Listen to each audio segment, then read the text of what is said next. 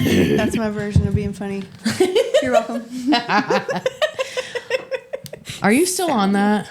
On what? Not thinking you're funny? No. Yes, you are. Not at all. That's my version of being funny. I'm funny in my own way. Everybody's funny in their own way. Yeah, I know. That's what I just said. Okay. Mom, stop. I'm so happy to see you. No, you too. Your face is glowing. There's a light shining on me. No. It's been glowing. It was glowing from the moment I saw you today. Thanks. Did you like rub something on it? Did I rub something? I mean, I have makeup on. Oh, okay. It looks like just like you retinoled it. I did not retinol it. Oh, it looks good. Thanks. I did. Oh, one of those rollers. The jade? Yeah. Yeah. I started putting my serums on, and I used to just slather them on. Yeah. But I will spend time doing it until it goes into my skin. Lovely. And do one serum at a time, and it feels so good. I was about to say, I bet that's meditative too. Yeah. Oh, because it's like cold. Oh. Yeah, and I'll do my neck because I feel like my lymphatic system needs help draining. Yeah. Oh, it feels so good. Maybe that's it. Yeah. It is glowing. It looks like from the inside out. Oh, thanks. Yeah. Drink a lot of water. Oh, yeah. Anyway. I've been sleeping good too. Okay. See?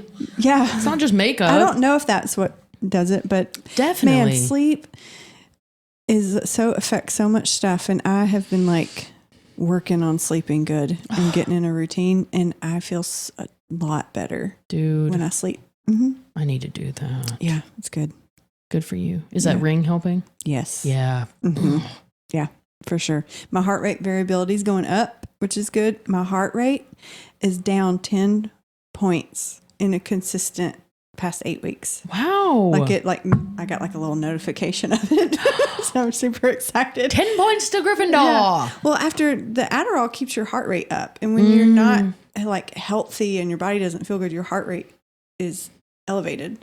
So it's like 10 points lower on a consistent basis. Oh, I love that. It feels 10 good. points to Slytherin. Is that Harry Potter? Yeah. Okay. Do you know what house you are? Okay. I watched the first Harry Potter because I had to, in grad school, our teacher was a big Harry Potter fan. So we had to watch Harry Potter, and then we had to write a paper diagnosing him. What a nerd. So I watched that one. that. I think I tried to get into it, but I'd never read the books. Oh, see, that's where the nostalgia, the good is. So, yeah. That's okay. But I watched the first one. Okay. Yeah. Wrote a paper, but Okay. that was about it. It's an interesting assignment. What do you think I would be? Ooh, probably I would say Ravenclaw. What are the characteristics of a Ravenclaw? They love, they're like book people. They love smarts. They love they're like academic kind of. Oh. You like to research. I know. And they're big sluts. Okay, yeah. That's what I wanted. They're like,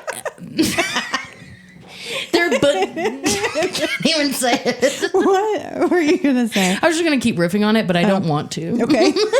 What are you? I'm a Slytherin. Are those the evil ones? Oh my God. Slytherin? Such a Ravenclaw. Such a Ravenclaw thing to say. Listen. Slytherin just sounds evil. No. And no. Like a snake's little slither. Okay, go ahead. So in the Harry Potter world, Yeah. the evil character is in Slytherin. Okay. But Slytherin But there's as a bad whole people is everywhere. not. No, Okay. Slytherin is like what do you call it? Like ambitious. They're clever. They're cunning. They're really good at shit. They're hot. They have like perky boobs. I want to be a Slytherin. Unfortunately, you can't. You called us evil. What are the other clubs? Who cares? That's a Slytherin attitude. Truly. There's Gryffindor, which that's who Harry Potter is. That sounds cute. They're loyal. Oh, They're that is me. Sorry, okay. keep going. You can be Gryffindor. Gryffindor. Describe it more. They're loyal. They're that's really it. They're good at things too, you know. I love how many adjectives you had for Slytherin and like one for the other. Book smart and slutty, and then loyal, and then like I'm all of these. They're very like, I don't know. I was just gonna say loyal again. I really can't think of another adjective. Okay. And then there's Hufflepuff, which Hufflepuff. people make fun of them because they've never. Oh my God! You can start the sorting ceremony. Discover your Hogwarts house. Oh, this makes me nervous for you. My hands are sweating. Why? I hope you're not Hufflepuff. You won't be. Are Hufflepuffs dorks? They're just they're like when Harry Potter first came out, there was a thing that went viral about this girl being like, I'm a Hufflepuff. I have thumbs. You know, like like there wasn't really any describing factors about Hufflepuff. So I think they're just kind of like I'm putting 2 thumbs up. You know, they're just like we're gonna be there. You know, Hufflepuff's listening right now. We're like, no, we're also loyal. Oh, it describes all of them. Oh, God, Gryffindor has way more words than it should. Gryffindor. That's how many are there? Gryffindor. That's the loyal ones. Oh, how many are there? 3, 4.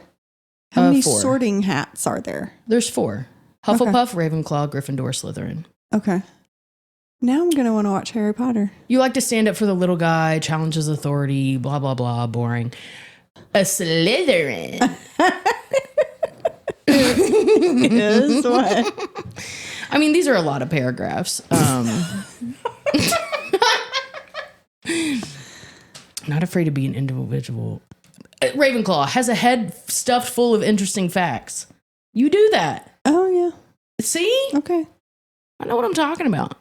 And then Hufflepuff, knows it is the taking part that counts. What did I say? They're literally just going to be there. I'm here for you. And always has the best snacks. I'm sorry. Snacks? Maybe I am a Hufflepuff. No. I always have snacks. This isn't like a human design. You can't be / Oh. You can only be one. Oh.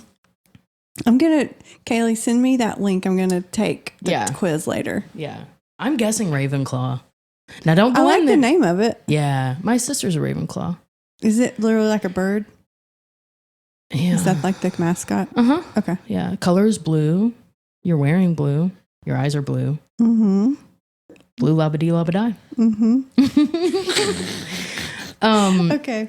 Harry Potter could be a whole nother episode. Yes, I feel like people are looking at their thing like, did I click on the Cody Smith I know, sorry. episode?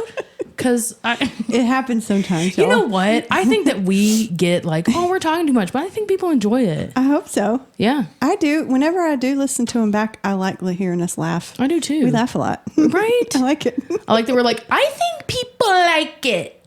Okay. Yes. Harry Potter paywall. I just almost came out of my eyes. That sounds so fun. Okay, let me read about it a little bit so I can have the conversation. Yeah, there's like 6 novels. I need you to do that before next week. Are they on audio? Just put them all at 2 times. Yeah, 2 times the speed. I can do it. Dude, no, we could do a Harry Potter paywall because you did a paper and diagnosed them. We could diagnose everybody in there. Oh, God, that's a lot of work. But, okay. That sounds so fun. Okay, that's happening. If you're not on our paywall, get on it. Okay? If you're not on our paywall, you're a Hufflepuff. I don't even know what that means. It was funny. Hufflepuff's right.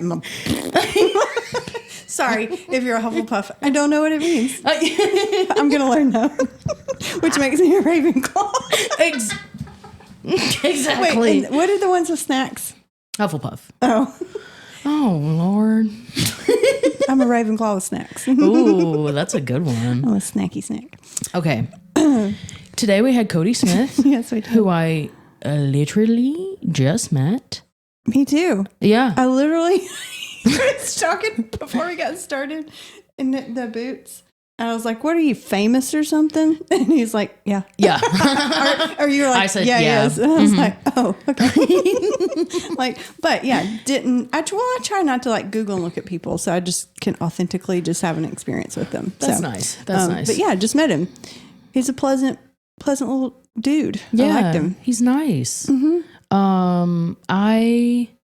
It's interesting because I always commend someone. Like, we literally just met, and the first time we met in person was so quick. He was very nice. He came to come help me set up a show. He did not have to do that.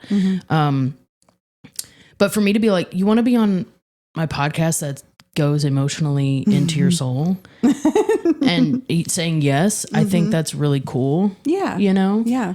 I always, and again, I don't know him that well, but this is one of those ones where the hour was up and I was like, I have so many more questions and I want to like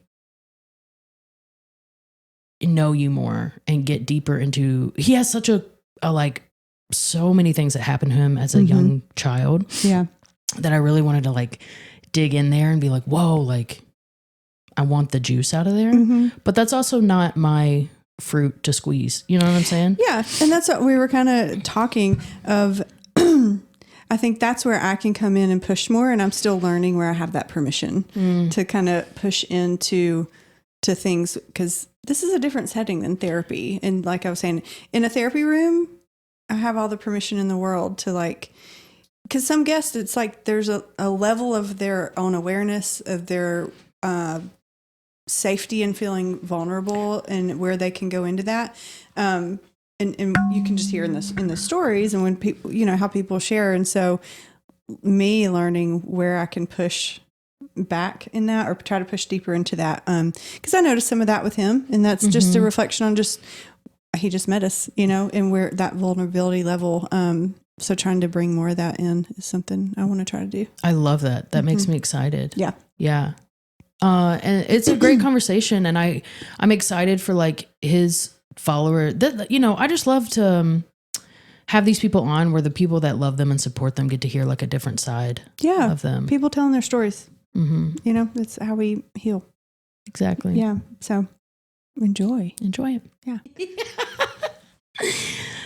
Cody. Hi. Hi. How's everybody? So good. Good. We haven't known each other long, but you are so nice. Oh, thank you. I wanted, yes, I you're take welcome. pride in that. Do you? I do. I genuinely do. I Have feel you like always there's been not so enough kind? nice people in the world. Yeah. Simply said. You like, I want to tell Melanie, but because we were both there, we know. But when I needed, so I messaged Cody. Actually, someone messaged me and was like, "Who's this person? They live in Nashville." And I was like, "I don't know." And then I looked you up and I was like, "So funny." And then Thanks. yes. And then we connected, and then I needed help for a show. And we hadn't even met in person, but he came out and helped set up the show for free. And then was like, I have to go take care of my sick girlfriend. I'm like, you are an angel. Had to be home to make dinner. Come on. that is very sweet. Made a little rigatoni that night. I remember that. Okay. Damn. No, that show was awesome. I wish I could have stayed and at least watched it. No, yeah, that was cool. Yeah, we got to get The you on Athena Don't Tell. room. And it was meant for me to help. My dog's name is Athena. Really? Set in stone. That's when I didn't know where you were from, but I was like, he's definitely a Southern guy. So when you guys emailed me, that was before I even moved. It was the day before we moved. Really? Yep. Next day we moved to Nashville. Holy shit. Yep. And I think I read somewhere, I can't remember where, but you had said, it was like in the description, it was like, this is why I'm never moving to Nashville. 100% probably. Yeah. Yeah. Did you not want to move here? So I actually had a house here 2 years ago, 2 and some months. And then I was supposed to move in that Monday. I met my girlfriend that Friday, ended up staying in Virginia for 2 years. And she took a travel contract in Nashville. So it came back full circle. Now we're here. Whoa. Yeah, it's weird. You Meant stayed to be. because you met her? Yeah, stayed in Virginia. And then one weekend decided? Literally Like 2 you're days saying. before I closed on the house. Yeah. Swear. Did you go ahead and buy the house, or did you cancel that sale? No, turn it down. Yeah. Yeah, I still have all the information on the house on my phone, but in my head, I was thinking all these people like move to bigger cities for career opportunities and all of these other things. And I was like, if I got started in Alta Vista, Virginia, where we had 2 stoplights, I can make this work. And I hadn't dated anybody in 6.5 years. And I was like, I really like this girl. I don't want to mess this up. So stayed in Virginia. And now that we're in Nashville, I was like, fuck. I should have absolutely moved for a better opportunity in comedy, because stuff has been popping up left and right. No, I wouldn't take anything back. It's been awesome, but moving to Nashville has just opened up so many doors. But yeah, 2 days before closing on the house, ended up staying in Virginia. Not dating someone in 6 years and then in one day being like, I'm going to change my life for this person. It was just, what happened? It felt right. It was what do those signs look like and feel like? I wish I knew. The best way to describe it was, we were talking, and I was actually in Nashville at the time for New Year's, and we had been talking. She's going to watch this, so you messaged me first. So she messaged me, and we got to talking, and we just started talking about like hanging out when I get back and grabbing a drink. And I got home from Nashville, and she was about to leave for Florida the next day. So we planned on grabbing a drink or hanging out before she left. She gives me her address. I'm not kidding. She lived 200 feet behind my building. Whoa. Wow. I typed in her address, and her dot was literally right beside my dot. Universe is like, we got to hurry this up before we leave. So I walked out of my parking garage, and she was standing right there. Wow. Weird. I like to think that we are people, we're like passing them without knowing it. And then one day it's just going to I don't know happen. how I never ran into her. But at the same time, I was never in that apartment. Never. And then it just happened to fall into place. That's beautiful. Yeah, I think we've hung out like every day since she's gotten back from her birthday trip 2 years ago. It'll be 2 years in March. Oh. Y'all live together? Yeah. Oh, we moved in together like fast. You're one of those stories where that actually works out. Yeah. Well, our last guest did that too. After, yeah. Could be getting like held against my will though. Oh. Yeah, for sure. There's She's nothing like we can do about that. Bad of an OCD. Like, yeah, like serial killer OCD. Wait, she has OCD? Oh, for sure. That's a theme of our show. Which is a blessing. It's a blessing. Why? Because I used to be OCD, and then once I started doing like my own schedule and I didn't have to get up at a certain time, I became so lazy and unstructured. So for her to like, I'll get home and like today, I'll get home. I won't know where anything is. Because it's so my juice will be in the back of the fridge organized. I will have to rearrange the fridge, get my juice, pour my juice, and then make sure I play Tetris for the next 15 minutes so nothing gets out of place in that fridge. Wow. Yeah. Was your old OCD like that? I think it's just because I was like in my own house. I wanted to keep stuff cool. And now looking back at it, this is how I decorated my first house. I found a large painting to go over the couch. And then I went by the recommended decorations on Amazon. So I had the painting, and then I had the pillowcases that were the painting. Such a bachelor thing So to do. it was like a gray couch painting? with a blue painting, the exact same drawing, painting, whatever, on the pillowcases. That's serial killer. It might just be a dude thing. I was like, oh yeah, this looks good. And I didn't realize I did it. So it's like a 25-foot hallway. I'm looking at these pillowcases in the painting. I walk into the hallway. I have the same color on all the paintings in the walls. Walk into the bathroom, same color, every single painting. I just went blue, gray, and white through the entire apartment. Did it make you happy?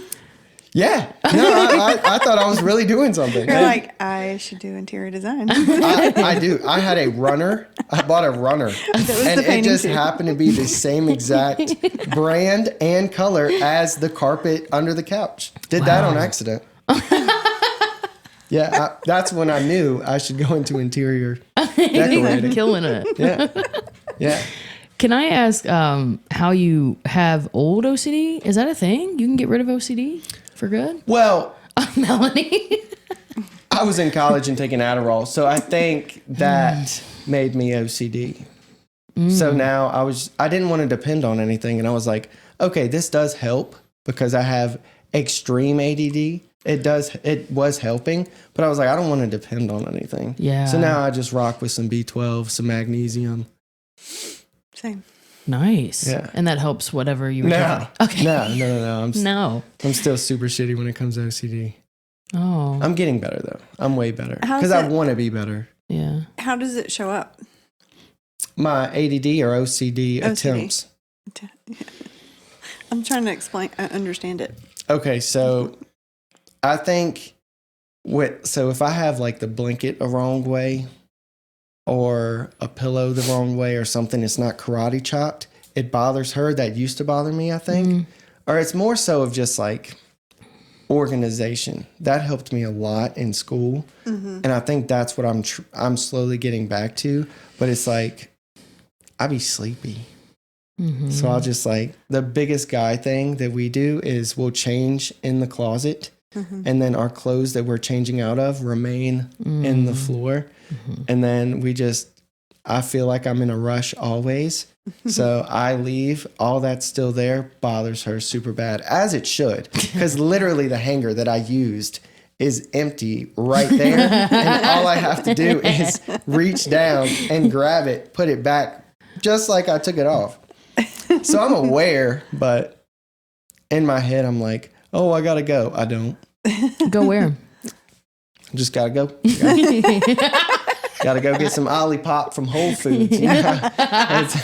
I'm on a health kick now. Yeah. I feel like, and correct me if I'm wrong, but I feel like with creators and creating your own content, when you get that decompression, because I feel that too, like I don't hang my shit up. I just throw it on the thing because I have to get to your mind feels so sitting. busy. Yeah. Yeah. You have to get to sitting. Yeah. That's exactly how I feel. I could sleep all the time. I literally like get up and get moving out of routine because I was in such like a rut.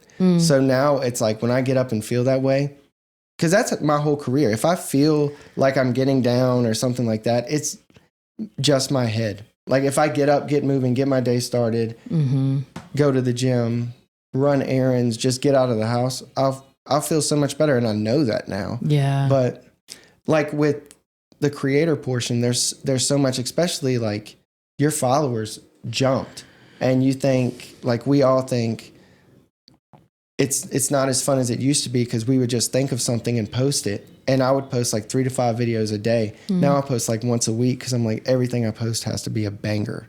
And it doesn't have to be like that. You were founded from being you, from having fun, just your natural self. So now we put so much pressure on ourselves like, oh, well, if I post a video and it doesn't do well, I need to delete it because it didn't get as much attention as this video that went viral.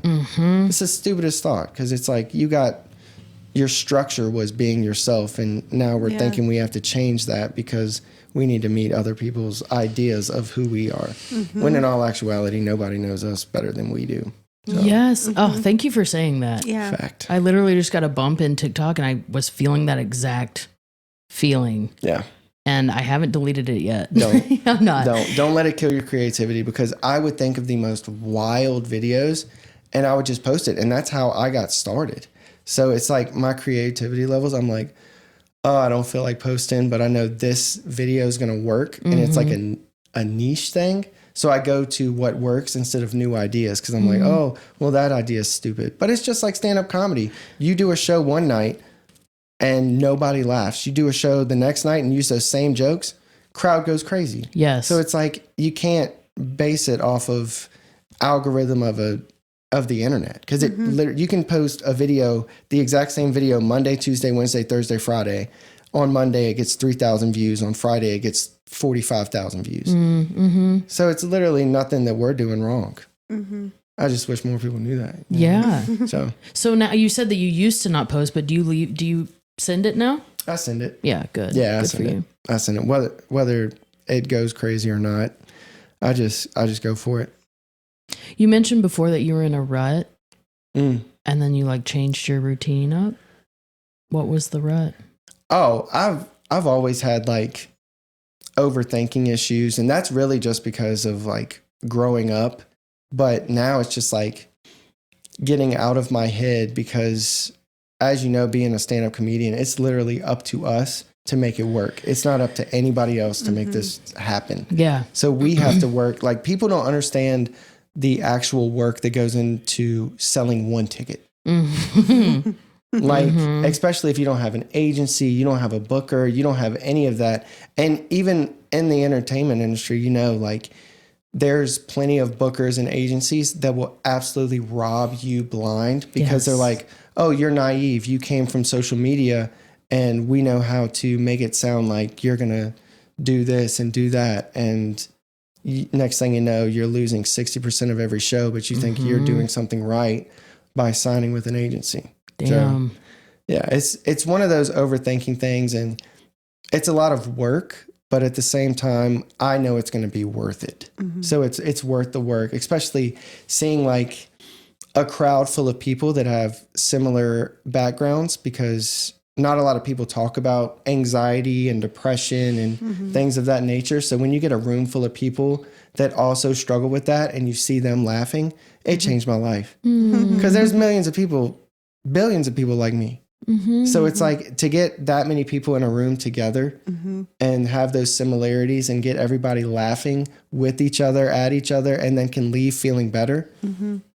I can't ask for a better job. Yeah. As stressful as it seems, like ticket sales and comedy clubs don't want to do certain things if you're not selling certain numbers. I'm just like, if I got an opportunity, I'll take it. I don't care if it's a Monday show, a Sunday show. It literally doesn't matter. Like I have stretches coming up where I have a Tuesday through Sunday show every night.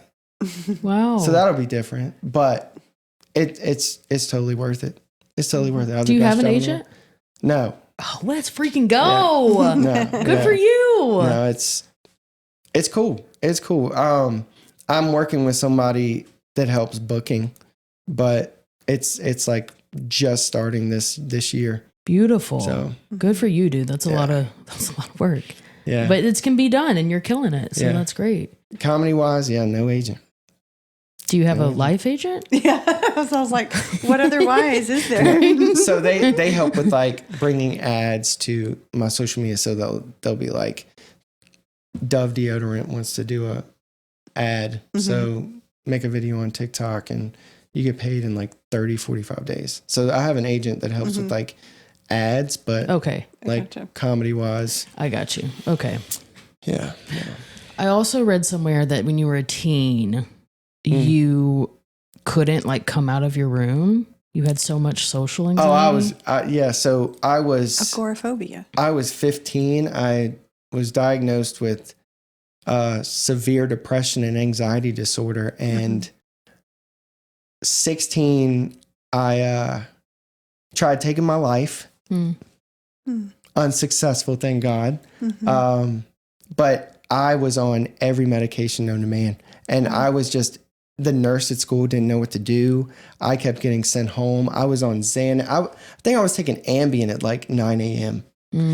How old? I was 16. Damn. Oh.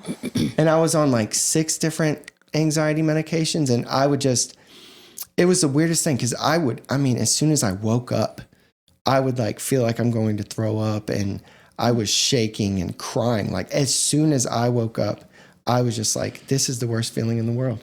And it took over and it would last all throughout the day. And I would just be sitting in class and next thing you know, I would just start sweating. I would start crying. I would start shaking and I'd have to leave the room. And it happened it happened for years. And I got so tired of it. And it's. How old were you when it started? 15. Was there something that like an event or anything that happened that kind of started that? We think so. When me and my mom get to talking about, I went to 11 of my friends' funerals before I graduated high school. And I think subconsciously, it may have, because I didn't feel like that at the time was like depressing me. I would literally just wake up and feel a certain way. Yeah. But, and in like 2 years' time, I lost both of my grandmas. We lost a dog that I had grown up with, and my brother went into the Army and moved to Germany. So we're thinking around that time, something kind of just... Well, that's so much loss. Yeah. But it didn't sound like you had a way to name it or understand it. Yeah. So I think it was just... Me and my mom are very similar when it comes to holding it together and being there for everybody else. When my dad and my brother are like break down immediately. So we had to make sure we were the ones that were there for other people. And then as soon as me and my mom like get our own space, we lose it away from everybody else. So they don't see it and feel like, okay, this is worth freaking out and being upset over because they're upset. So we're kind of the glue in the family for sure. Wow. But yeah, it was a different time kind of growing up. Do you still operate like that? I'm better with speaking about my emotions. Like if I'm feeling a certain way, I definitely voice it. I'm way better at that rather than stuffing it down to my feet and letting it just overflow into he's fine for weeks and weeks and weeks. And then one day it's just like flips out. So I have gotten way better at voicing my emotions. What about feeling them? That's a great question that I wasn't ready for. So yes, I allow it. I allow myself to feel the emotion. I just don't allow it to take over like I used to. So I can feel it, I can think it, but I let it be what it is. Feeling and thinking are different. Yeah. We kind of get those. Oh, for sure. Feels like the same. And so it sounds like you let yourself feel it personally. Like, are you alone when you do that versus you can talk about it with someone? Oh, yeah, I can definitely talk about it.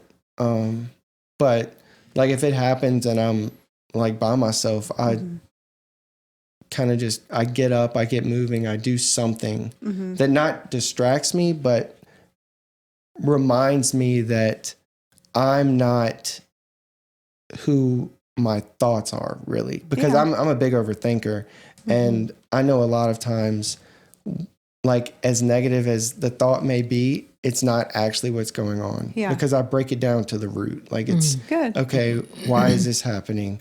Break it down. And it's like, am I going to die? No. Like I just really break it down to its root because 9 times out of 10, I'm stressing about something that literally is so minuscule.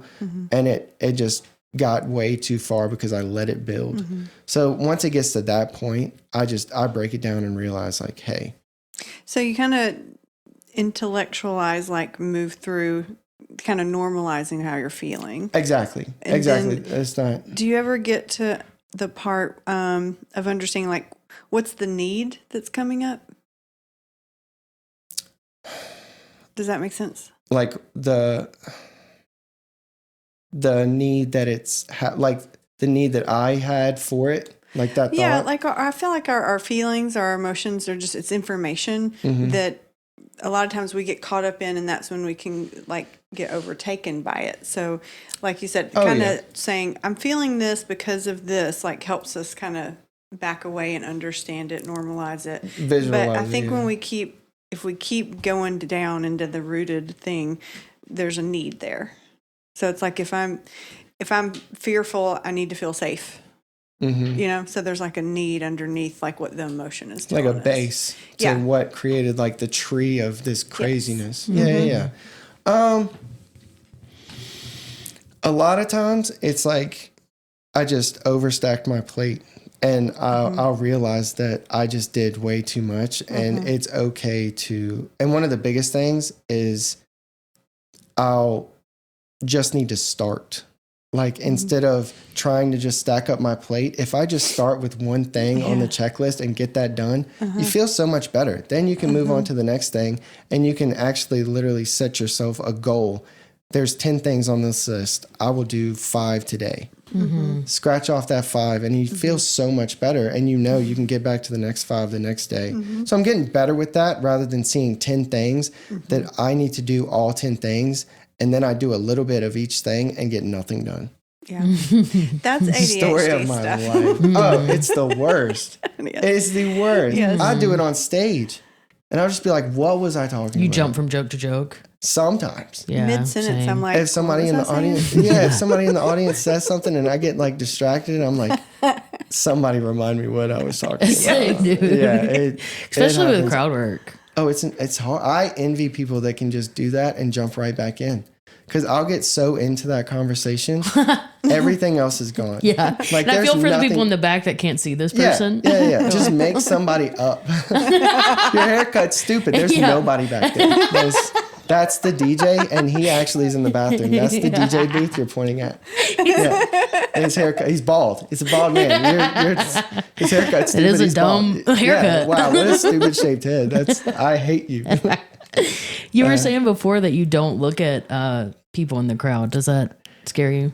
If I make eye contact and I see there's finger guns. Hell yeah. If I see like, I almost see it as a Will Smith moment. Like this person worked hard to pay for this ticket to see me, and they know this person from social media. If I look at that person and I make fun of them, it's immediately going to break my heart, and I don't want that person to hate me.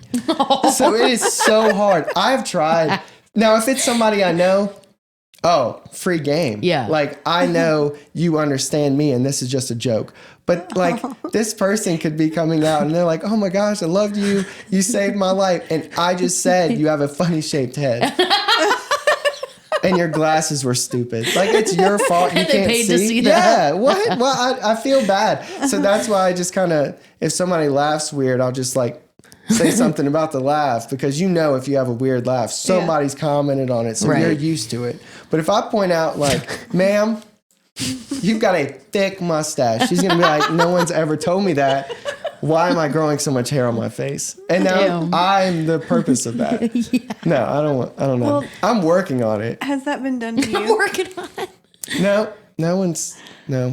Well, it's actually, I put it in my stories today, and I think you liked it or commented on it around like, you don't realize how long things people say can stick with you. Oh, for sure. And it's like, I mean, I work with clients who's like one phrase when they were like a teacher said to them, like stuck with them or something like that. And so I'm just curious if like, you know really what that feels Like like, so you subconsciously. don't want to do it to someone else. No, I honestly like, so growing up, I got picked on a bunch, and it bothered me to the point that it drove me into a state that I never want to be in again. Okay. So now I Yeah. just feel like people could literally say whatever they wanted to. And I have such a great like group behind me that have seen the genuine me. So it's like, if somebody says something bad about me, that's their business. Like you clearly don't know me as a person or ever had a conversation with me. So if you have your judgment, that's legal. So just don't get upset when I say something back, because Right. I am better at it. Yeah, right. Professionally, I will mentally fuck you up. Yeah. Yeah. Because it's like when people are like, oh, you're short, or oh, you have a big forehead. Like, that's funny, but I now want to wreck your week. Like, I want what I'm about to say, I want you to think about it Yeah. for the rest of your life. Yeah. So you're And mean when they deserve it. Yeah. you can The tell. bullied is now the bully. Until I put the mic down. And then I'm like, I'm so sorry, that was a joke. Please don't smack me in the face. No, I bet you deal with that a lot on TikTok and Instagram. Oh, they're and, so yeah. reckless. They're You can so tell when they're reckless. trying to be funny too. Yeah, and it's just not. It's not, but it hurts. Yeah. Does that Are you hurt you? talking about people in the comments? Yeah. Oh, for sure. They make like mean comments towards y'all. Oof. Crazy stuff, like off the wall. Like this, I remember this one lady, I did some video where she was, I don't know, making a noise with her cuckoo choo, and I made a funny reaction video about it. And she was like, tell me you've never gotten someone wet without telling me you've never gotten someone wet. And I was like, just judging by your profile picture, you smell like Cheeto dust and mulch. And immediately she's like, wow, what does that mean I look like? She just stopped commenting. Oh.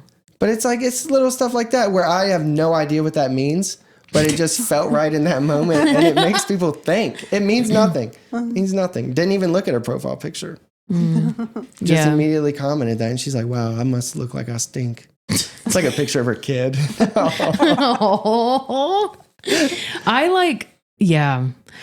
I used to make. People are reckless. They are. Yeah. I used to make fun of JLo a lot in her comments. She would just do things where I'm like, this is so easy to make fun of you. But then.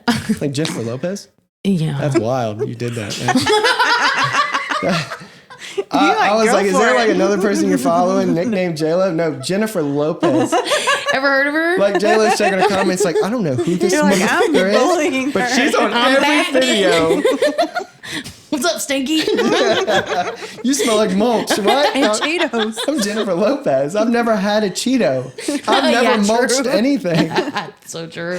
Damn, But I used to Lopez. That's savage. So you used to bully JLo. I can't little wait bit. for her to go to a show. But it was just, I know. I'm here. She's going to be like, Say it now.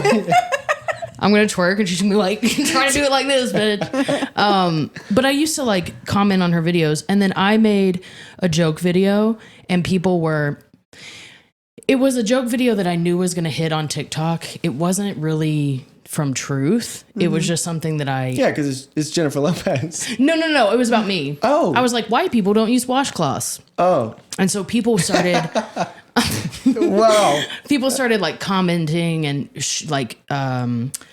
split video and blah, blah, blah, and started to say really mean things about me. Oh, for sure. And then I was like, this is how, I don't want to be the person that when JLo opens up her app, She sees your comment. yeah. And it really made me learn that I was Yeah. like, I'm going to, even if I have a funny joke about somebody that is doing something, I'm going to not, it's not worth it because they're going to open up their app and be sad. And I'm like, I don't want to be the person that does that. Yeah. And it just makes me think about the people that comment things trying to be funny. I'm like, why are you using your energy for that? You're hurting my feelings. It's because as soon as they get away from their keyboard, they feel bad about themselves. I feel like True. a lot of social media and the way people are online has created like opportunity for people to feel heard. A And false it confidence. just comes out in these awful ways sometimes. That's so true. You know, think Google reviews. Mm. People, Good you know, old Yelp. you know, yeah, we have people that leave the positive stuff, but a lot of times it's like, I need to be heard at this injustice I'm feeling, or this, like, they don't probably maybe don't It's aren't easier to heard just in be their mean. everyday life. Yeah. But they, well, it's like the complaint in the voice. I feel like a lot of times when I see stuff, I'm like, they probably don't know how to have a voice in real life. Yeah. Or it's been taken from them in certain ways. And this is the way they start to feel like they can be heard or have a sense of control over or express themselves. And that's just how they've learned to do it without, because if you do things face to face, you're going to have more of a consequence versus it's And they would easier never think to do that face to face. yeah, No. so it's an easy, quick fix to try to be heard or get something That's a good point. out. Those are the people that You know? need the love the most. Absolutely. They're the easiest people to just hate. Yeah. And you just have to step back and realize they need somebody. Yeah, I'm And like, you can be "Ooh, that I- person. yeah, It's just, it's Sometimes. way easier to just go off on that person that's being nasty. Yeah. Or hit that block button. Oh, I love a block button. Love that block button. I love when they're like, Yeah. "Meh, meh, meh," and I'm like, No more of that. And then they build like 30 different TikToks. So you went from one comment to 45 of the same person. Like, But that's think a about- damaged Insane. person. yeah. Well, that's what I was, think about what it's like to live inside of them, their brain, and, like their thoughts. It's hard I for, got too for much me in to have mind. I empathy. can't think about them. It's hard for me to have empathy for that. I think because I was bullied growing up, and I'm just like, It's hard. it's that same energy of where I'm like, fuck you, dude. Like, I've already had to deal with this, and I'm like made it to such a good place. We can't do round 2 of this. I have had to step back. I had such big anger issues, and I have literally had to step back when someone said something to me in person and just set them aside and be like, hey, now that nobody else is here, like, are you good? Like, you're clearly trying to get something off your chest. Did I do something that bothered you, or did somebody else do something? Like, you can talk to me. Even though in the back of my head, I'm just like, fuck This person. yeah. Yeah. Was this a Easily. fan or a person? Oh no, it's just somebody like that I ran into when I was at the beach one year. That was like noticed me, and we were all taking pictures, and then one person just said something out of line because, like we were talking about earlier, they feel like they know you personally because you've built some structure on social media. So they just feel like they can talk to you however they want to. And it goes sideways. So it's just like, hey, let's not talk like that because we're all human at the end of the day. Yes. And like, I unfortunately don't mind like putting my hands on somebody if you get out of hand. That's the nicest way to I unfortunately don't mind to beat your ass. You gotta pick somebody that values life way more, okay? Because I value life, but I will switch it up. Yeah, it's that, crazy. like, taking someone aside, my mom taught me from a young age, someone's being like, in front of people, you take them aside and be like, what's up? That energy will change. Boom. They're That like, energy will change instantly. Yeah. I'm like, are you okay? Like asking Yeah, somebody. are you good? Yeah, like, what? Are you having what a bad made day you today? say that? Right. Yeah, it switches their And then their gears. child self is like, you know, yeah. And that's when you're like, shut up, bitch. Got you. Yeah, no, that's it is hard, but at the same time, it makes them realize like, oh, I was just trying to get attention, and now they don't have that attention. The entire room changes. Yeah, exactly. Because they feel like they had that structure behind them, and now they're like, damn, why did I open my mouth? When you were talking about being 16 and going through that, like, on so much medication and like that hard time in your life. But now when I hear you talk, it sounds like you've built up a lot of tools to move through life. Yeah. And I know there's a big time span in between 16 and where you are. Not too big. I'm not calling you old, but like a significant. See, what were we just talking about? Are you good? Wait, is it the hairline? What is it? What made you say that? You know? Sorry. Y'all need to leave the room. We have to talk real quick. No, yeah, you're right. But like, what in that time span got you to where you are today? I think it was me realizing that I was mentally prepared to take my life. And that was the scariest moment because I have so many people, and now I realize it, but it's like I have so many people in my corner that I can help and that can help me emotionally in every way. And I'm just like, it opened up my eyes to where it's like the same energy I'm putting toward such negative thoughts, I can flip that around and make it positive and be there for people that are going through that same idea of like, hey, I don't want to be here anymore. Here's the reasons you should be here. There's a reason you're here. There's a reason you made it this far. And I am convinced that people with anxiety and depression are the strongest people on earth because you are so emotionally intelligent with what's going on inside your head. And we don't realize we can flip it if we want to. It's hard. It's not easy. Hardest thing I've ever done. But I know it's possible. And in my heart, I know if I did it and turned that around, and I've lost friends to suicide. And it's unfortunate, but it's one of those things where it's like, a lot of times you just need to be there for somebody. And I'm still working on that myself. I need to be a better friend, but at the same time, it's reach out, talk to your friends when you can, and just let them know if you ever need anything. Just putting that bug in their ear, like if you're at your last resort, you know you have me. And I tell people that. Yeah, and a lot of people don't. What am I trying to say? When someone gets to that place, they're not always outwardly showing that they're in this despair place. You know, Right. They could don't reach totally be goofing off and appear to be happy and having fun. You know, it's like, it's a thing with comedians of like, 99% of them. Yeah. It's like so happy and fun, but really internally dealing with such a struggle. And that's part of the conversations we've had too. It's just like, if I have to deal with my stuff, I lose my funny. Yeah. You know, and whether you're doing this as a profession or you're going to lose whatever in life, like you just don't, everyone's not walking around like, I'm on the edge, y'all, like, help me. Sure. You just don't see that, and they can appear fine. And that's the scariest part. Yeah. Because you never know what somebody's going through. So true. Yeah. And it's hard to get them out of that shell to even talk about it. But so true. Do you feel open to sharing more around like your experience with that, of like, what was it like before? You said to be in a place where you decide that's the best option or the better option than living, that's a dark headspace to be in. Yeah, I felt like it was almost like I could not contain it, and it was my body. Just as soon as I remember it, I would just wake up and I would immediately feel sick. I would be crying. I would be shaking. I would be all over the place. I couldn't eat in restaurants. I couldn't go to church. Anytime I was around more than like 2 or 3 people, I would freak out and just have to exit. And I just thought, this has to stop. I don't want to feel like this anymore. Yeah. And I was taking medication and it was slowing me down, but my head was doing the same thing it was doing before. It was just racing, and all those terrible thoughts were just still going on, but my body was moving in slow motion because I was just taking medication to get me through school. And a lot of times, I don't know if this was your experience, but I hear a lot of, like, when I've even heard whether it's the medications that should be working and aren't. So I don't like the term treatment resistant. It's just we haven't found what works yet. And even I think therapists need to be careful when the way that we word things and talk to our clients, because we can make them feel like, I have even with brain spotting, like I have to be careful when I talk about that, or psychedelics, because psychedelics is being put out there like it'll solve everything, and it won't.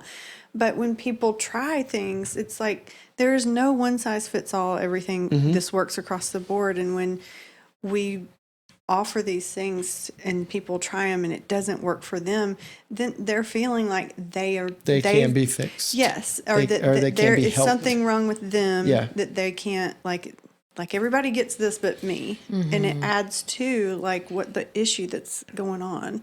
And I think that's a problem that happens too much. Yeah. And so imagine as a kid, you're on all these medicines and it's not really helping. Like, it's because your brain's not finished developing yet. Yeah. And then they're giving you all this stuff. Yeah. I'm honestly, like, the doctor isn't in practice anymore, but I'm honestly super grateful for that time in my life, because it drove me literally to who I am today, because now I see something that used to terrify me and make me feel sick and cry and scared and do all these terrible things. I literally see it as a challenge now. Like, I would never be able to do I was never able to do public speaking, and now I can do it in front of 500, 600 people. And it's just another thing, because it's everything that used to absolutely terrify me. I look at it like it's a thought. It can be accomplished, and I go for it. Yeah. Now, if I mess up, I learn from it. I figured out what I did wrong, and then I go try it again. Yeah. And it doesn't stop me. It doesn't discourage me from going after it. It's just not everything's for everybody. So I go after it. Have you been to therapy? I did when I was a kid. Oh, okay. Yeah. What took you from like being in that place and mentally making the decision like you were done to what was the first, I call it like the rope out of the dark hole, the hole you're in? Like what was the thing that shifted something? I think I was 18, 19, and I started working out, and I started like, it sounds like a shitty TV show, but going into my senior year from 11th grade, that summer, I got my braces taken off. I got contacts. I got a haircut. And all of a sudden, Cody started making friends. And it wasn't like the best of friends. Like, they were still assholes, but I was like in a cool group.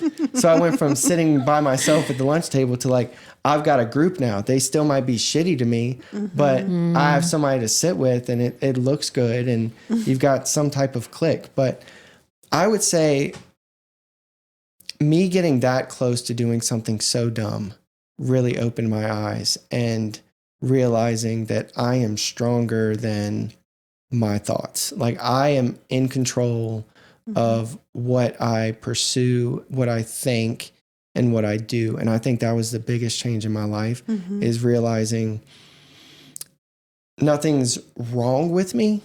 and I'm thinking negative things because I was so used to hearing negative things, like I was the problem, when in all actuality, there's just shitty people on this earth. Yeah. And they're going through stuff, and they're going to do everything they can to make you feel shitty when they're the problem. And all you can do is be there for them. They need love more than anybody. The shittiest people need love more than anybody.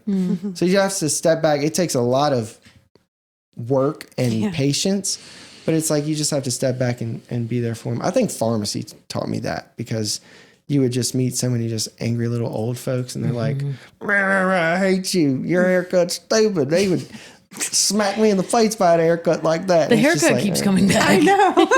It's just because you're a new barber? No, a blind glaze. I swear y'all should go see them. I think it was getting out of that phase of just realizing it's not worth it, and I'm stronger than the thoughts going through my head. Because it's not safe. I stopped taking all of my medication cold turkey. Wow. All at once. On my life, I swear to you. Not good for you. Was that your idea or your parents? Nope. It was definitely mine. I was 19. That's not safe. No. Not safe. No. That's when I got into pharmacy. I was about to say, is that what made you? Were you like, damn? I started as a tech, and I just it was so crazy because high school I didn't dedicate myself. I didn't try. I didn't push myself. And then once I got into the job as a technician, and I like took pride in it, and I was learning something new every day, and I got to the point where like if a pill dropped on the ground, I could pick it up, tell you what it was, what milligram it was, the manufacturer. I was getting good at it, and I was like, this makes me feel really good and accomplished. So I just pursued it, and next thing you know, it turned into a white coat, and that is a good feeling. And I was like, this is a turning point. I felt really good. Nobody could tell me shit at that point, because it was just like, you don't think I can do it? Watch this. Yeah. So now it just makes me chase everything that I want to go for. And it doesn't bother me when anybody tells me otherwise. If they say like, you can't do it, I'm like, I'm literally doing it. You can't say that. Like, what are you doing? Why aren't you focusing on that? Facts. Right? Facts. Yeah. Facts. My dad would always say, don't take advice from someone from the sidelines. Yeah. So true. Well, if you were like thriving in pharmacy and being like, this is my shit, how'd you get, what made you leave full-time comedy to full-time comedy? It was that first video. I was in my house, and I had this white t-shirt and a denim button up, and I was still wearing my scrub pants, and I had 40 followers. And I was just like, this is so stupid. And this was around the time, this was 2020, when everybody was lip syncing and like doing the trendy dances. Yeah. And I was like, nobody's doing comedy skits. So I did my very first video where I was like, when the laugh doesn't match the looks. And it was like a guy hitting on a girl. And I put on like this little wig and acted like a girl. And like, he said something funny, and she was like, and started like, she started doing this like nasty laugh. And all of a sudden he's like, what is that noise coming out of your throat? And that video, I remember that video went viral, and I went from 42 followers. The next morning I woke up, I had 120,000. Damn. And I really was did like, go viral. Oh my goodness. What in the world? And every video after that just started going stupid. And next thing you know, that first year I was on TikTok. Yeah, it was 2020. On my birthday, I just hit 1 million followers. Wow. After being on TikTok for about 5 months. And I hit 1 million followers, and they emailed me on my birthday and verified me. Wow. Gave me a blue check. I'm going to cry. And that's beautiful. It was the wildest thing. People were like, you need to make t-shirts like with your quotes on it and stuff. So I started making t-shirts. Oh, wow. And started doing like lives where I like acted like a painter.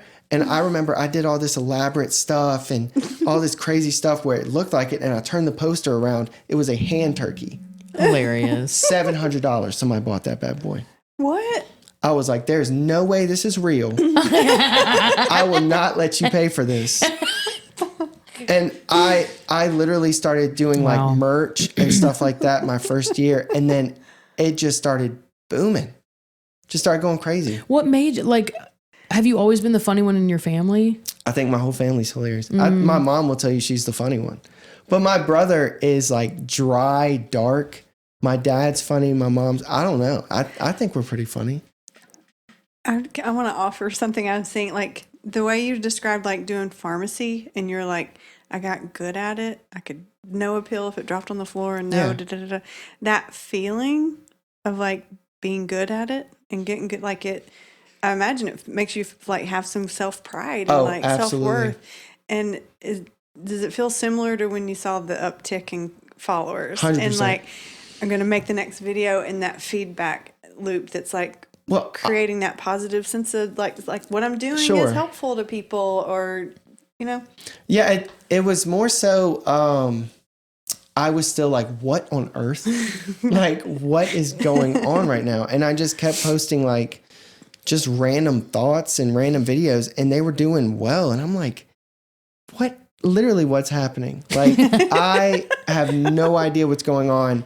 And I remember telling my parents I was quitting and going into social media. Wow. And I thought I was going to die. 5 months in.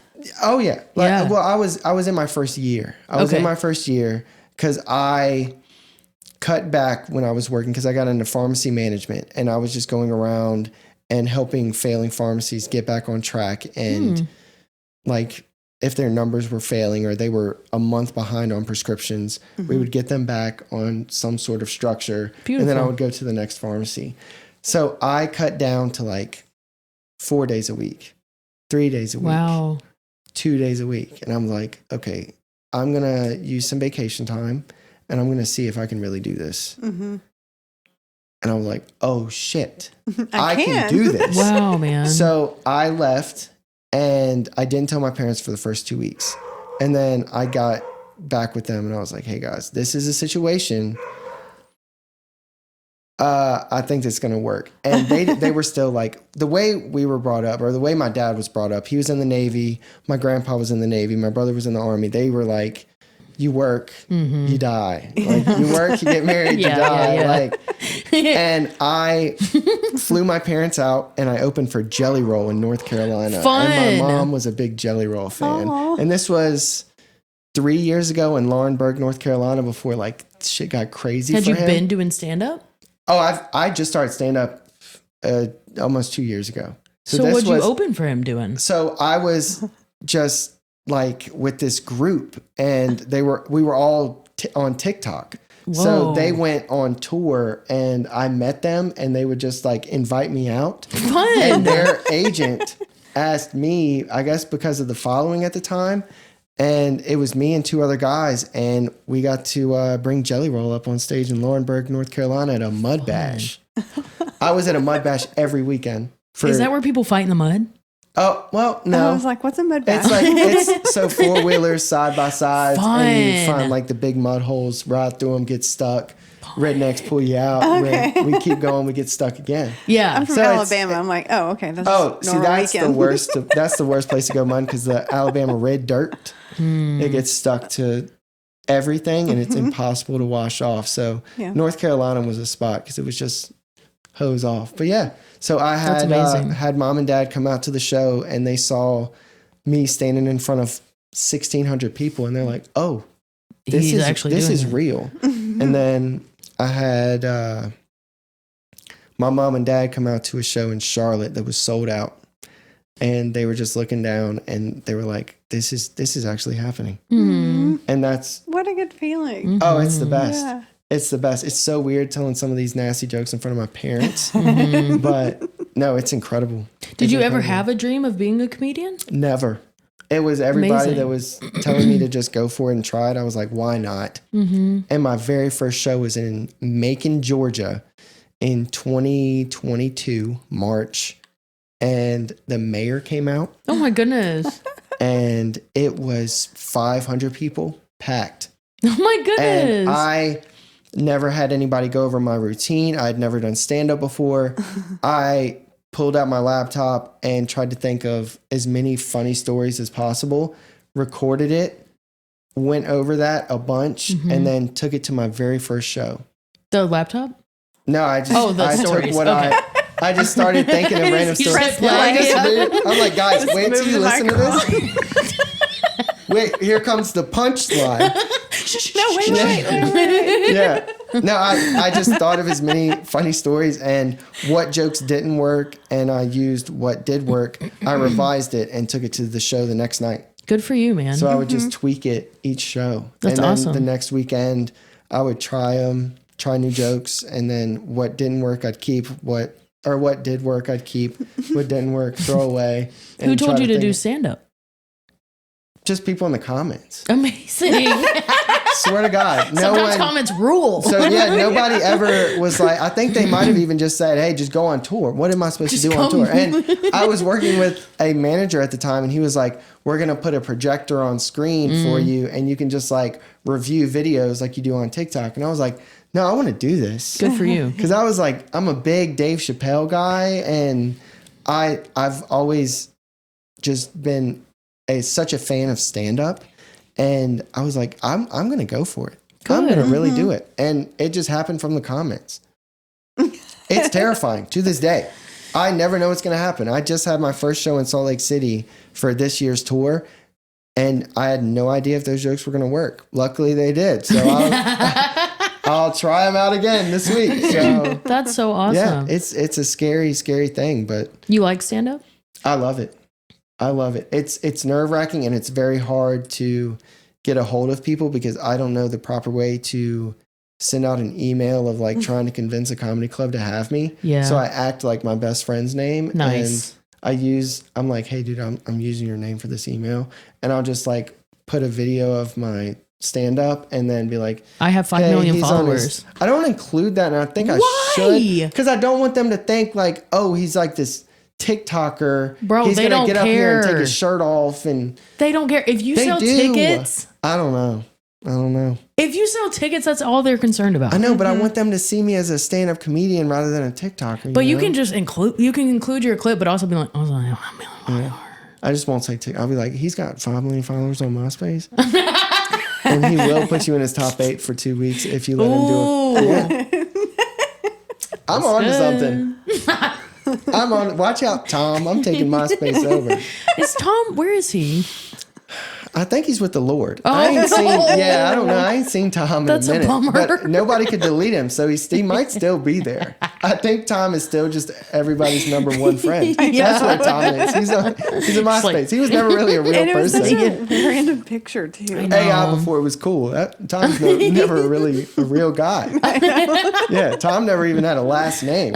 We got fooled. Yeah. It's so funny that is the thing that happened. Like your brain forgets about it until you. I miss it. It's so funny. What other social media can you jump on right now and you have a song? Oh, and a custom page. We were coding, Yeah. dude. Oh, I had know. URLs out the yin yang. I edited I it would to say stress that I about- had like 2 million friends. And now like you do. Hell yeah. There you go. Hell yeah. Manifesting. It's And like- manifesting. Yeah. See? Yeah. It was Lil Wayne, How to Love. That's what did it. I think that's what Yeah. Hell yeah. That's a good changed my life. I was vibing out for a second. You brought me back to MySpace. I felt real good there for a minute. Yeah, I heard on a radio interview that you said once you get your parents, and this could have been a joke, but whatever. You said once you get your parents straight, you're going to buy something dumb. stupid. Yeah. I promise. Do not make me famous. You are famous. No, do not get me to the point. Like my buddy Juan. Okay, shout out Juan Thornhill, 2-time Super Bowl champion. He did the proper thing. Bought a couple houses, got some real estate, got a cool car. I'm buying a giraffe. As soon as you put me in that position, if you put me in the NFL right now, I'm buying. We're gonna have to do a whole new like Tiger King, and I'm going to just have exotic like animals and squirrels that fist bump you when you walk through the gate. Like I'm going to have the most wild like. All the animals are going to have Rolexes, just stupid shit. As soon as my family is taken care of and everybody's just living in their dream house and all the people that got me here are taken care of, I am going to do stupid stuff. Like there's no amount of money that you can put in front of me that's going to change who I am. I can live in the house we're in right now with as just knowing everybody around me is taken care of. with confidence can say I would do dumb shit. Yeah. When I heard that on the radio thing, it hit with me because, it was funny, but also I grew up with a single mom and like a lower middle class, always like paycheck to paycheck. And now I'm like getting money and I've had to like work on my relationship to money, to not get it and spend it like and to not fear it. It's been a whole thing. Yeah. And so I'm like hearing that you grew up, you said poor, but without money, no, like, for sure. what has that been like getting money from TikTok and traveling? Have you had to like yes. Yeah. Yeah. But when I was 18, me and my dad got into a big fight and I was living out of my truck for weeks. And I mean, I had my pharmacy clothes with me, but like, I thought it was the cool grown up thing to do and just run away. I had a suitcase. It was so stupid. It was so cold outside. And I'm just like sitting in my truck thinking this was the right thing to do. And ended up living with a friend and then going back to my parents. But yeah, I mean, it's weird like going from both sides of that. Like I've been literally negative so much money and using my badge at the hospital to like buy lunch and then bring it home and like eat that for the week. And then I've been on the other side of it where I'm like doing great. And it's just like, I feel like I don't feel as anxiety ridden because I'm like, oh, my truck's not going to get taken because I can pay for it. Yeah. So that's a positive. Yes. But on the other hand of that, I'm just like, this is cool. I've done like random little things like my dad's birthday, I got him $1,000 in ones and convinced him I was taking him to a strip club. And it was just like a big get together at the Moose Lodge in Alta Vista, I bet Virginia. he was super bummed. Yeah, he was super upset, but he had 1,000 ones. So he got you over can't it. be but so mad. Yeah. Old super Jew over here just got 1,000 ones. He's lucky it wasn't quarters. Yeah, but no, it's been cool. It's a big change, and So you feel like you have a healthy relationship with money? I could do better. Yeah. I could do better, especially if I get to a show and I'm like, this shirt's stupid. I go buy clothes. So dumb. I've wasted so much money on stupid shit like that. And that's really the biggest thing is like saving. And this is my year to like really buckle down and grind. And we've put it in our head already. Like this is our building year because it's 48 shows in the next 5 months. I think I have. So it's like save, get to a point where we are ready to chill for a while. Yeah. Like, where you don't have to do 48 shows in 5 months. Yeah. Yeah. Yeah. Probably won't do that next year. But yeah, I've done 3 tours back to back to back. And I'm just like, I don't think people do that. Yeah, I don't think that's a thing. So let me not do that next year. Keep people excited to see me, and we'll try again. How are you generating? That's so many hours. I guess stand-ups do that, but do you is it all new stuff that you're doing every year? Every year, new 60. That's a lot. Stupid. It's dumb. Don't do it. It's dumb. Because I'm like, I tried it. Now, I've had a couple of shows where it's like, and I'm going to try that this year. I'm going to take the best ones from the first year and like the best ones from the second year. And I'll probably put that in my film special. Beautiful. Yeah. In Houston. Cause it's like, okay, I know this is going to work. But for the most part, it's like, I try new things here and there. Cause the open mic, we're just going to watch it tonight, but it's like, I want to try to get better at that. So I go in with more confidence. Like, hey, this joke isn't going to be dumb. Yeah. Because they can read it. Help with that. Yeah. So it's like, you can try out new stuff. And people need to feel like they bombed. More people need to bomb. It builds confidence. Like, damn, I'm not as good as I thought. Let me work on it. Yeah. It's a good feeling. It's terrifying, but it's like one of those things that it would used to shut me down. And now I'm just like, huh, didn't work. That joke sucked. You're right. Won't do it again, I promise. We're going to mark that out the notebook right now while I'm on stage. So you haven't been to mics, you've just been doing that at your tours. Yeah. That's amazing. Where my first shot at the joke is. Well, see, that's a lot of the reason you have like a full new hour in a year because you're just like, let's get up here and wing it. say it for the first time. Yeah, it's terrifying. I love that. But you have people that love you in that audience, and that's a blessing. That are like, people love to see people work shit out. It's such a different speed than like my social media, and they're so used to seeing this one side, and then I like say the F word for the first time, and they're like, whoa, good morning, he's here. Are they a conservative audience? Oh, I turn them by the time the show is over. Everybody's having a great time. Wonderful. Because it gets so weird so fast. And I'm like, guys, this isn't a TikTok show. Buckle up. Yeah. Yeah. It's cool. It's fun. I'm so glad. I'm so it's happy a terrifying for your thing. success. Thank you. I know. Likewise. You guys. Thank you. Likewise. Thank you. Y'all are killing it. I'm honored. Seriously. Honored to have you. Hey, thank you. Hell yeah. We like to ask what people do that makes them like, you know. Yeah, no. What? No. Do you ever feel like that? Yeah, like I'm skydiving or constipated. Where are we going with that? Everyone works it out every episode. I'm about to ask that question. Yeah, that's okay. We're getting there. What do you like to do that feels good that's for you? Well, I guess you could say it like that, but it's kind of confusing. No, yeah, that pretty much hit the nail on the head. Oh. What stops up your butt? I mean, I would love to know that too. I keep shitting. I can't stop. What makes just being as chaotic as stand up is, and you're like around so many people and the cheering, and it's really cool. I think being at home with my people, not saying the people that come to shows aren't my people, because they damn sure got me to where I am, but it's like just having that calm after the storm is like just really nice. Just being a hermit for a little bit and then getting back out there out of my comfort zone. But I don't know. That could be the lazy part of me, actually. Now that I'm thinking about it, I just like going home and sleeping. Dude, you're not lazy. Oh, lazy for people sure. don't have what you if have. If Kaylee was here right now, she would tell you. Yeah, what a lazy piece of shit he is. He lied to you guys for an hour and a half.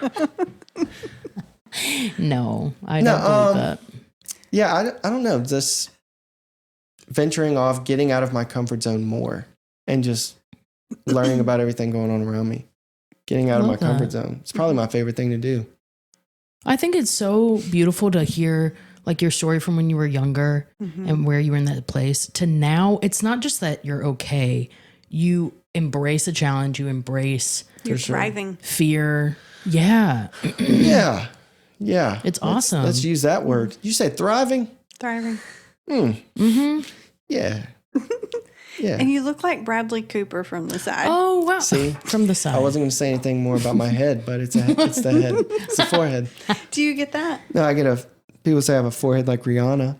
No, you don't. No, I don't. No, I made that up. No one said that. Do you know? But I do. I have heard Bradley Cooper. You do. Your I'll take profile that. looks. He does have a large nose. See where I'm going with this? Thriving. You take it all negative, dude. What's wrong with a big nose? Receive a compliment. I never said anything was wrong with a big nose. What are you trying to say? See how I flipped that on you there? No, I'll take that. Bradley Cooper's I've heard Adam Levine. Oh, yeah. You look more like Adam Levine from the front and Bradley Cooper from the side. That's a win. That's a marketing point. That's a win. It's a win. Yeah, put that in the emails to the club. Yeah. I don't know if you know me, but I've been told that I'm Picture like Adam Bradley Levine, Cooper and Bradley Adam Cooper of our generation. They're like, what the fuck does this kid look like? How we don't know if he's 20 or 40. Because I'm pretty sure they're both in that area. I'm the gray space. Bradley Cooper's almost 50. Yeah. I think. Yeah. My point. See, guys? I don't know if he's a baby or he has Benjamin Button's disease, Cody does. I know. He's going backwards. It's Hollywood. No, I'll take it. Yeah. Where can people find you? Physically. Instagram. Your home. Just kidding. Physically. Oh, my address. I'm actually in Antioch. We're out here smoking meth out of light bulbs. Oh, no. Oh, no. No, I'm not from Antioch. Okay. I'm not sorry for anybody from Antioch. I'm not sorry. Get out of there. You guys Melanie's from Antioch? Anybody live in Antioch? We good? I used to. Oh, When I I looked at a house there.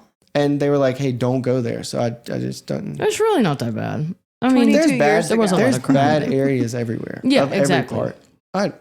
No. I'm sure there's meth around here somewhere too. in this home. No. Oh no. Oh, sorry. I thought it was a party, guys.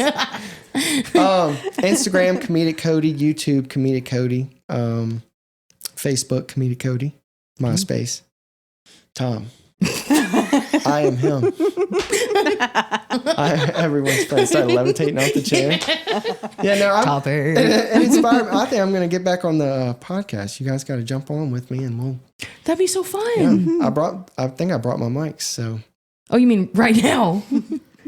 Oh, to Nashville. No, just the meth. Yeah, I don't have the mics with me. Just the meth. Okay. Yeah. No, to Nashville. Yeah, Okay. You're like, I think I brought. No mics now, You're just like, drugs. right Yeah. Unfortunately, sorry guys, it's not a party. Wow. Thank you for coming. Yeah. No, thank you guys Thank for you having for me. being This has here. been awesome. Yeah, This has thanks. been awesome. Thank you guys. Thank you for listening to I'm Fine, It's Fine podcast. My name is Amber Autry. I'm a comedian based here in Nashville and internationally touring. You can find me on all platforms at Amber Autry Comedy. And I am Melanie Reese. I'm a trauma therapist here in Nashville. You can find me across all platforms at Trauma Therapy Nashville. We really appreciate you listening so much. And if you want to give a little extra for free, make sure you're liking, subscribing, rating, reviewing, sharing with your friends, talking about it to literally everyone you see, because it helps so much. And we're so grateful for the extra effort. And if you like what you're hearing and you want some bonus material, that includes interviews with other practitioners and all the juicy stuff that Amber and I talk about that doesn't go into the normal podcast. We'd love to have you subscribe. You can find the link in our bio, and $5 a month, you can do it. Thank you. Thanks.